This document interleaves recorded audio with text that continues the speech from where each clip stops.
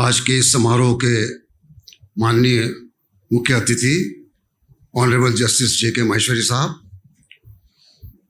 Guest of honour honourable justice Deepak Verma साहब, doctor Manoj Kumar ji, doctor Vinod Bhandari ji, doctor Manjushree Bhandari ji, Mahak Bhandari, doctor Mohak Bhandari and doctor Jyoti Binder on the dais, और सभागृह में सभी पधारे हुए इंदौर के प्रतिष्ठित सज्जनों तथा देवियों। कोई भी शैक्षणिक संस्था का खुलना ये अपने परिवार में पुत्र जन्म के समान होता है। एक नया संस्थान, एक नई उपलब्धि इस क्षेत्र को आज मिल रही है और वो कानून के क्षेत्र में है। ये हम जैसे जो कानून से जुड़े हुए लोग हैं बरसों से, उनके लिए और भी आनंद की बात है। कानूनी शिक्षा का स्तर सुधारना, इसके लिए भारत भर में प्रयास करीब 30 वर्षों से चल रहे हैं। 50 वर्ष पूर्व लीगल एजुकेशन की स्थिति यह थी कि देश में शायद ही कोई इक्का दुक्का कॉलेजेस होंगे जो फुल टाइम कोर्सेस रन कर रहे थे। सब जगह लॉ कॉलेज का मतलब शाम को इवनिंग क्लासेस हुआ करता था, दिन में लोग अपना अपना कुछ काम करते थे, या अधिकतर उस समय एक ऐसी फैसिलिटी थी कि आप पोस्ट ग्रेजुएशन कर रहे हैं तो प्रीवियस उसके 2 डिग्री दो कोर्सेज का प्रीवियस एग्जामिनेशन आप दे सकते हैं, एक में फाइनल देने के बाद दूसरे का फाइनल। तो इसका वो 4 साल में MLLB होने के बजाय या MCOM LLB MSc LLB होने के बजाय लोग अपने पोस्ट ग्रेजुएशन के साथ में लॉ का कोर्स करते। और पढ़ाने वालों की यह स्थिति थी कि प्रारंभ में और ऐसे कई वकील बिल्कुल जो फ्रंटलाइन लॉयर्स हुआ करते थे, वही शाम को कॉलेज में पढ़ाते थे। अब ये उस समय कानून के विद्यार्थी को इतना ज़्यादा महत्व समाज में था नहीं। वो ज़माना था इंजीनियरिंग का, वो ज़माना था मेडिकल का। वो कोर्सेज साइंस के साथ जितने कोर्सेज थे सब प्रेस्टिजियस थे। बाकी ह्यूमैनिटीज़ के कोर्सेज जो थे वो लोग नहीं कर पाते थे, उनके लिए थे। आज ये पूरा बदल गया है और मुझे इसका अच्छा लगता है, आनंद का ये विषय है कि आज कानून के महाविद्यालयों में या संस्थाओं में प्रवेश के लिए भी लोगों को वही मशक्कत करना पड़ती है जो इंजीनियरिंग में और मेडिकल के कोर्सेज के लिए करना पड़ती है। अर्थात इसका कमर्शियल एंगल आप छोड़ दीजिए, क्योंकि ये सब हुआ उसमें सबसे बड़ा भाग ग्लोबलाइजेशन का था। और उसके कारण जो कॉरपोरेट लॉ हाउसेस यहाँ आए, उन्होंने जब कैंपस पे जाके प्लेसमेंट्स देना शुरू किए तो फिर वो पैकेज वाली सिस्टम वाले वकीलों का एक आया। लेकिन ये देश के सभी आवश्यकताओं को पूरा करने के लिए नहीं है। देश में 80% वकील और 80% मुकदमे ये हाईकोर्ट से नीचे की अदालतों में होते हैं और कोने कोने में देश के वकील काम करते हैं। वहाँ का जो क्लाइंट है उसकी सेवा तो तभी हो पाएगी जब उसके वकील को पढ़ाने वाला कोई इंस्टीट्यूट इसमें का खुलेगा। और आज इस क्षेत्र के लिए बड़ी उपलब्धि, क्योंकि इंदौर में जो होता है वो 200 किलोमीटर का रेडियस में इंदौर के जितने भी कस्बे हैं उनको सबको लाभ पहुंचाता है। तो यहाँ पर जो अभी ये लीगल एजुकेशन शुरू हुआ है तो एक बहुत अच्छी शुरुआत है। नेशनल लॉ इंस्टीट्यूट्स हैं, बाकी दूसरी जो ऑल इंडिया वो रखने वाली प्रेस्टिजियस इंस्टीट्यूट्स हैं, उनका तो काम है, उनका महत्व भी है और वो अपने महत्व के लोगों को वो एजुकेशन दिया करेंगे। लेकिन हमने हमारे क्षेत्र के जो लोग ऐसे कि जो नेशनल लॉ इंस्टीट्यूट तक नहीं पहुंच सकते, उनके लिए भी तो कोई होना चाहिए ना व्यवस्था। तो वो व्यवस्था इस आप जो कोर्स चालू कर रहे हैं और ये लॉ कॉलेज चालू कर रहे हैं, इसके द्वारा होते हुए मुझे दिखती है। दूसरी क्या आवश्यकता है कि ये केवल किताबी ज्ञान वो इस क्षेत्र में, व्यवहार में, वकालत में ये काम नहीं आता। उसके लिए फील्ड का अनुभव लगता है। और हमारे समय में वो जो बातें नहीं थी वो अब मूट कोर्ट है, उसकी मूट कोर्ट कॉम्पिटिशन्स होती हैं। प्रैक्टिकली क्या होता है, कोर्ट क्राफ्ट सिखाया जा रहा है। फिर स्पेशलाइजेशन का जमाना कि हर बात का फील्ड। अब आज का पुराने वकील, मेरे से पहले के वकील तो 2.5 किताब का कानून बोलते थे कि CrPC, CPC, IPC, evidence act, बस ज़्यादा से ज़्यादा ट्रांसफर ऑफ प्रॉपर्टी एक्ट, बाकी कुछ करने की आवश्यकता नहीं होती थी।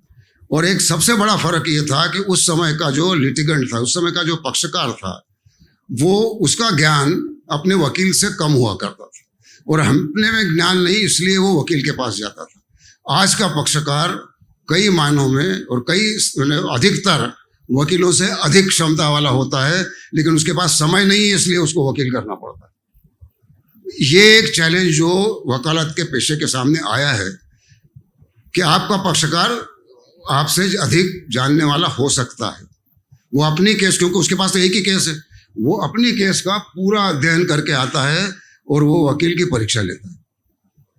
ये एक बहुत अच्छी बात है जो साधारण नागरिक के लिए, कि उसमें क्या होता है कि वो वकील को भी प्रेरणा मिलती है कि अपन अधिक से अधिक मेहनत करें, अधिक से पढ़ें, अपडेटेड रहें। तो ये बहुत अच्छा परिवर्तन है। दूसरा परिवर्तन टेक्नोलॉजी का है। ये इतना टेक्नो सेवी प्रोफेशन हो गया। और एक बहुत अच्छी बात जो मैं बहुत दिनों से सोचता था कि होना चाहिए, वीडियोग्राफी जो सुप्रीम कोर्ट केस उसकी हुई, अब उसमें बाकी का क्या होगा छोड़िए, लेकिन आप सोचिए कि एक सिविल कोर्ट, सिविल जज क्लास 2 की जहाँ कोर्ट है, वहाँ के वकील को अपने खाली समय में वो यूट्यूब पे पूरा देखने को मिलेगा। उसमें कोर्ट में कैसे बिहेव करते हैं उसको पता लगेगा। को आदर्श वकील कैसे होता है, आदर्श जजेस कैसे होते हैं, क्या सवाल पूछे जाते हैं, किस स्तर की बहस होती है, उसके लिए वो एक्सेस हो गया। हम लोगों के लिए तो कभी कभार जो सुप्रीम कोर्ट जाने का मौका मिलता था, कोर्ट में बैठ के सुनना पड़ता था कि क्या हो रहा है, क्या नहीं हो रहा है।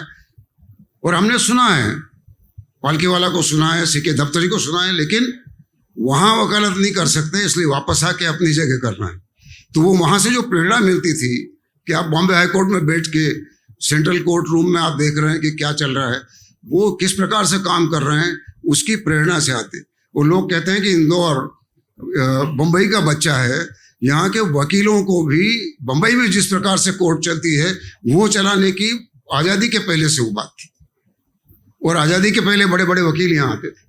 तो ये बातें अब जो हैं, ये आज अगर आप उनको यहाँ के को यहाँ एक्सेस कर देंगे तो वो जो विद्यार्थी देखेगा कि कोर्ट में किस प्रकार से होता है, उसके लिए आपको ज़्यादा मूट कोर्ट वगैरह करने की आवश्यकता नहीं पड़ेगी, वो रोज की रियल कोर्ट देखेगा। तो ये टेक्नोलॉजी है। दूसरी बात ये है कि हमारे समय में रिकॉर्ड नहीं आया है, इसलिए साल भर तक मुकदमा टल जाता था। अभी इस टेक्नोलॉजी के ज़माने में वो रिकॉर्ड सबके लिए अवेलेबल है। तो ये सारी अड़चनें जो दूर हो रही हैं, इसमें ये जस्टिस डिस्पेंसेशन का सिस्टम तेजी पकड़ेगा। और उस स्पीड के साथ चलने के लिए वकीलों को भी उतना ही स्पीडी होना पड़ेगा। तो ये सब जो परिवर्तन है वो केवल नेशनल इंस्टीट्यूट या 4-5 इंस्टीट्यूट भारत भर में बन जाएं और उसमें केवल मेरिट होल्डर्स को प्रवेश मिले, उससे नहीं होने वाला। मैं एक और बात ये कहना चाहता हूँ कि हमको कंटिन्यूइंग एजुकेशन पे लॉ के ध्यान देना चाहिए। वो एक तो आजकल ज़रूरत इसलिए पड़ गई है, पूरे सबको लॉ का लाइफ कॉम्प्लिकेटेड हो गया है, तो हर तबके का काम जुडिशरी से पड़ता है। पुराने ज़माने में लोग कहते थे कि कोर्ट की पेड़ी नहीं चढ़ना चाहिए, चल जाता था काम। आज आपको बच्चे के लिए एडमिशन के लिए करना है और वहाँ अन्याय हो रहा है तो उसके लिए भी कोर्ट जाना पड़ता है, जो कि कोई सोच ही नहीं सकता था कि इसके लिए भी लोग कोर्ट में आएंगे, वो आ रहे हैं। तो इसलिए इन बातों को तैयारी करने के लिए वकीलों को भी, अलग अलग तबकों को, उनके स्पेशलाइजेशन के साथ कंटिन्यूइंग एजुकेशन की आवश्यकता है कि आपको ऐसे रिफ्रेशर कोर्सेस होना चाहिए। चूंकि ये यूनिवर्सिटी है, अपने लॉ कॉलेजेस में रिफ्रेशर कोर्सेज रख सकती है। ऐसे बहुत से लोग हैं, वकील हैं, जिनको न सर्टिफिकेट चाहिए, न डिग्री चाहिए और कुछ नहीं चाहिए, उनकी वकालत चल रही है। उनकी वकालत में जो फैसिलिटेट करने वाली बात हो, उसको कुछ ऐड करने वाली बात हो, तो चाहते हैं कि हम करें। तो उसके लिए कोर्सेस आप स्पेशलाइजेशन के रख सकते हैं, अलग अलग समाज के तबकों के लिए रख सकते हैं, प्रोफेशंस के लिए रख सकते हैं। आज की स्थिति ये है कि डॉक्टर्स को भी बिना लॉ पढ़े काम नहीं चलता। बेसिक लॉ, क्योंकि हमने मान तो लिया, प्रिजम्पशन लॉ में क्या है, everybody knows law, it shall be presumed that you know law. तो अभी इस प्रिजम्पशन के साथ हमारी ड्यूटी भी तो है कि everybody should have access to the knowledge of law और लर्निंग ऑफ लॉ। तो हम उनको जब ये बताएंगे कि ठीक है आपके लिए ये कोर्सेस हैं, तो रिफ्रेशर कोर्सेस और ये कोर्सेस इतने अच्छे चल सकते हैं। डॉक्टरों के लिए आप बताइए, आप प्रैक्टिस कर रहे हैं, बहुत अच्छे डॉक्टर हैं, आपको ना टॉर्ट्स का पता है कि प्रोफेशनल नेग्लिजेंस क्या हो सकता है, ना आपको क्रिमिनल लॉज का पता है कि जिसमें आपके खिलाफ क्या क्या हो सकता है, ना आपको कंज्यूमर लॉज के बारे में पता है कि क्या हो सकता है। तो ऐसी कितने ही फील्ड है, आप हॉस्पिटल चला रहे हैं, आपको हॉस्पिटल मैनेजमेंट में जो लॉ लगते हैं उसका है। तो हमारे यहाँ पहले लॉ का क्या था, फॉरेंसिक मेडिसिन का ही केवल संबंध था, बाकी कोई संबंध नहीं था। आज हर क्षेत्र में ये आ गया है, इसलिए हमें उसकी भी आवश्यकता है कि हम ये करें। और ऐसे कई कोर्सेज को सोचा जा सकता है, और इसके लिए ये जैसी क्षेत्रीय यूनिवर्सिटी जो रहती हैं, जो इनको नेशनल काम नहीं, वो अच्छी तरह से काम कर सकती हैं। और ये काम पक्षकारों की, लिटिगेंट्स की भाषा में किया जा सकता। नेशनल लॉ इंस्टीट्यूट नहीं कर सकते, वो अंग्रेजी को नहीं छोड़ सकते। और कोई अंग्रेजी से द्वेष है इसलिए नहीं मैं कह रहा हूँ, लेकिन ये जो व्यक्ति अंग्रेजी नहीं जानता, क्या उसको अधिकार नहीं है कि वो जाने हमारे देश का कानून क्या है? तो उसके तक पहुंचाने के लिए जिनको आवश्यकता नहीं है अंग्रेजी में पढ़ने की, उनके लिए भी हिंदी में इन सब बातों को यहाँ किया जा सकता है। और वो अगर किया जाएगा तो मुझे लगता है कि समाज को बहुत लाभ पहुंचेगा।